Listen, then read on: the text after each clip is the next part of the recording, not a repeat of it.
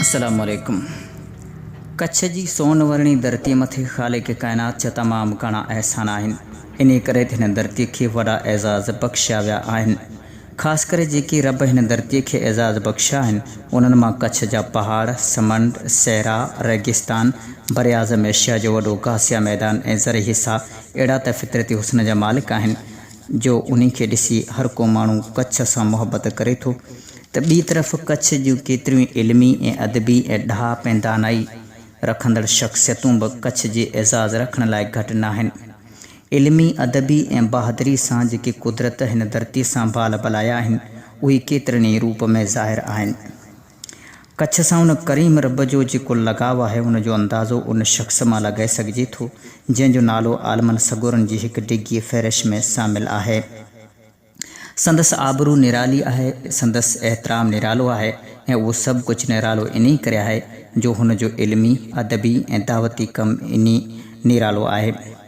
इंसान जे लाइ क़बूल कयल ज़ाब्ता हयात ऐं मुसलमाननि खे शिरक जी ऊंदाहियुनि ऐं अंधी तक़लीद मां कढी पंहिंजे सचे दणी ऐं रसूल सल्लल्लाहु अलैहि वसल्लम जी पैरवी ॾांहुं माण्हुनि जी मुहाड़ कराईंदड़ शख़्स मारूफ़ आलिम दीन वहदानियत जो सिपाही ऐं तौहीद जो चमकंदड़ सितारो मौलवी हाजी अब्दुर रहीम नोड़े पच्छमी रहमतुल्लाह अलैह हिन धरती जो हिकु अज़ीम रहनुमा आहे।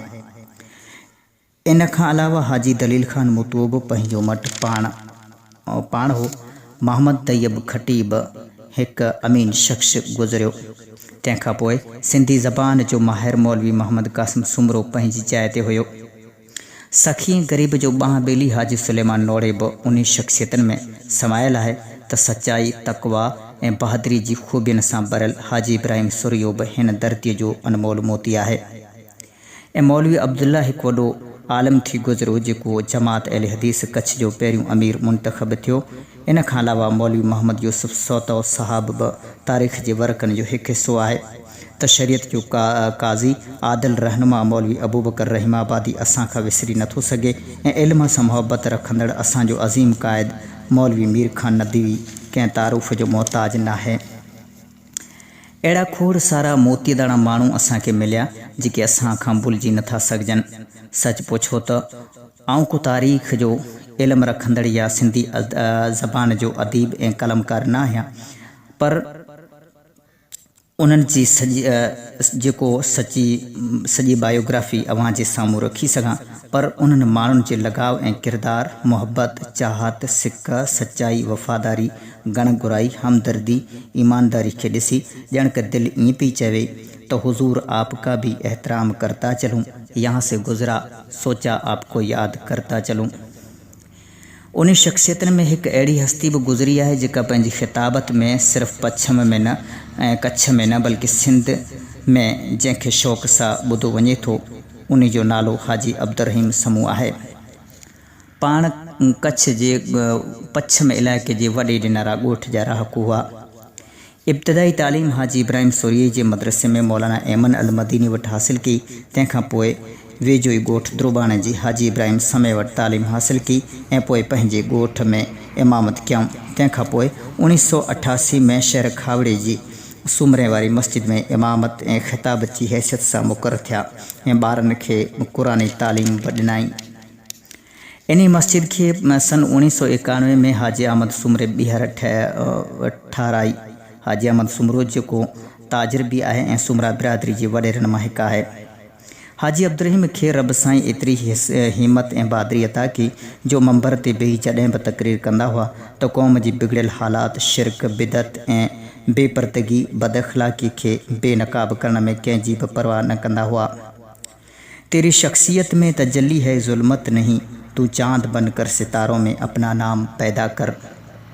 सो वाक़ई हाजी साहब जी हैसियत ख़तीबनि में उहा हुई जेका तारनि में चंड खे आहे।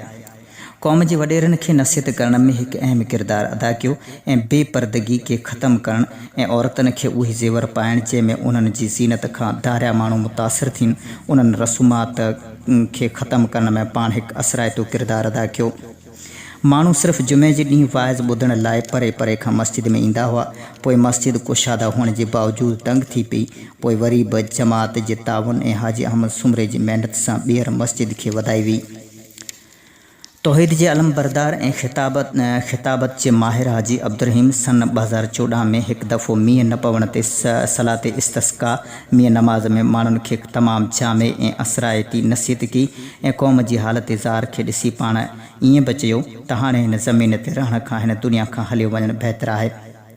पोइ सचपच त उहे ॾींहुं बि आयो जॾहिं 12 सितंबर 2014 जो पाण गुजरात जे तारीख़ी शहर अहमदाबाद जी हस्पताल में हिन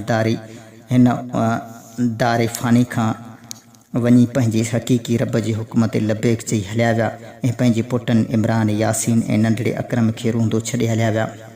दुआ आहे त अल्लाह रब्बुल आलमीन हाजी साहब जी क़बर के नूर सां मुनव्वर फरमाए ऐं जेकी बि शख़्सियतूं असांखे अल्लाह रब्बुल आलमीन अता फ़रमायूं अहिड़ियूं अल्लाह रब्बुल आलमीन अञा बि असांखे अता फ़रमाए ऐं असांजे आलमनि सगुरनि खे हक़ ॻाल्हि बयानु करण जी तौफ़ीक़ अता फ़रमाए ऐं आलमनि जी नुसरत ऐं मदद फ़रमाए। अस्सलामु अलैकुम वरहमतुल्लाहि वबरकातुहू।